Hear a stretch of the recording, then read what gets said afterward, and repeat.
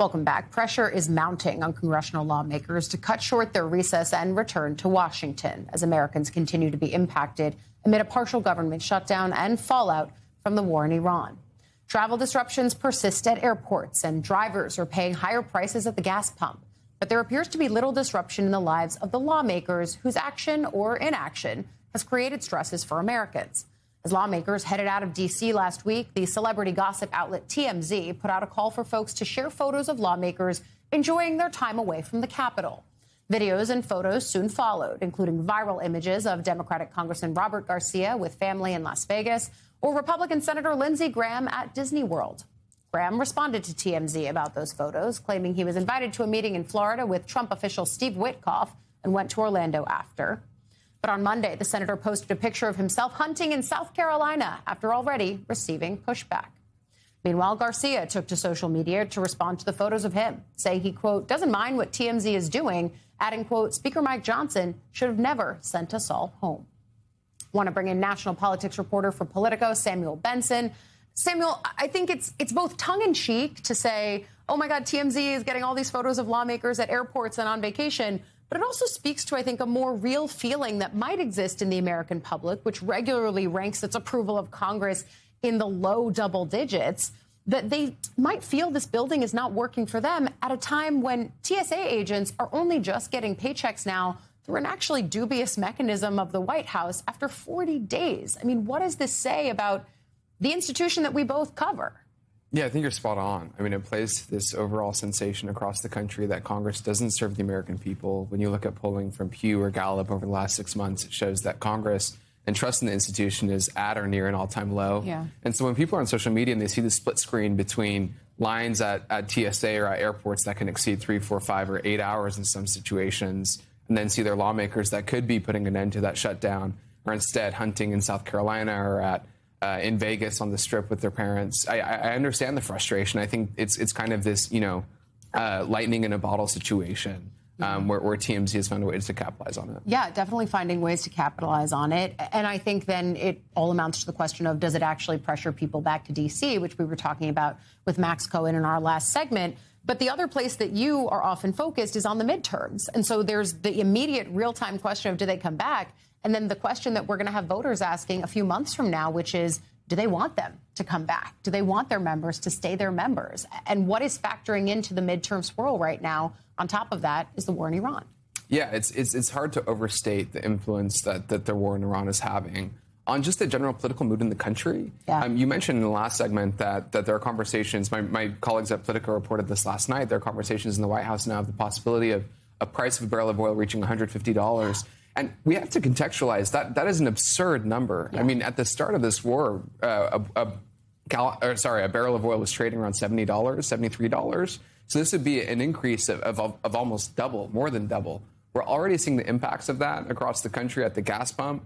The national average right now, according to AAA, is north of $4 a gallon. In some battleground districts, it's nearing $5 in Arizona and Nevada and other places. And so you have voters on the ground who are frustrated about the cost of energy prices, frustrated about the cost of gas. And we know, you and I know very well, that at the end of the day, voters base on their pocketbook. And it might not be frustrations about the war and the America First messaging, the MAGA base, so much as the people are just upset about how much their life costs. Especially when we all watched in the 2024 election, polling gave the president, now the president, then the candidate, the advantage on the economy, on cost of living. And it's also, I think, why Democrats are trying to capitalize on this sort of reverse positioning that we're seeing between the parties now over the course of the last year and a half. It came up earlier this week when I spoke to Democratic Governor Wes Moore of Maryland, who argues that it's actually Republicans on the hook for the financial pain Americans continue to feel amid the war in Iran. I just want to play part of that conversation. We are seeing gas prices continue to rise on people. We're seeing food prices continue to rise on people. We're seeing healthcare being pulled away. We're seeing airports in a state of dysfunction. And we're watching how we're now fighting wars overseas to the tune of $1 billion a day that do not have a defined mission and do not have a defined exit strategy. And there's one party who's in charge of all of government right now. I know you have your own race to run in 2026, but do you imagine amplifying that message beyond Maryland in the midterms? Absolutely. When the president ran, he ran on three things. He was going to lower prices, he was going to release the Epstein files, and he was going to keep us out of foreign wars. Well, 3 strikes, you're out. And I think that's what the American people continue to see, that he's lying. And we end up suffering the consequences of it.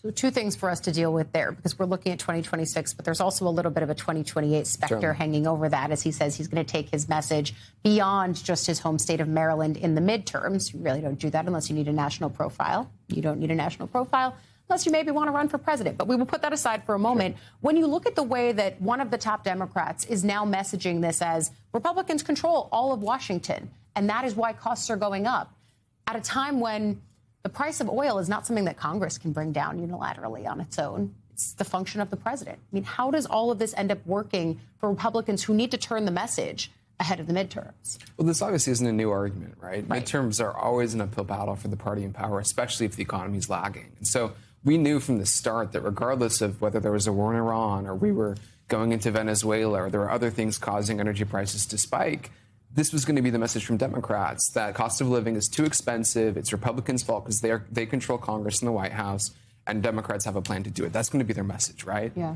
The difficulty now, and what they have to recognize, is that if you're the White House, is that you pledged in January that you would send the president every week out on these affordability tours. Yeah. He was going to be around the country in swing districts explaining the Republican plan to lower costs, talking about their tax cuts last year. And the war is all consuming, as wars are, and he hasn't been able to do that. My question, and what I'll be watching over the next several months, is as this war progresses, or inevitably, or potentially as it ends, right? When does the president get back on the stump, start talking to Americans about affordability, and hone into that message to try and combat what Wes Moore and others are saying? Especially as the president is supposed to give an address tonight. When you talk to Republicans, A, do they feel like he can calm the waters? And B, are they in a freak out about Iran? I have not necessarily picked up an all-out freak out. They are concerned, but not panicking.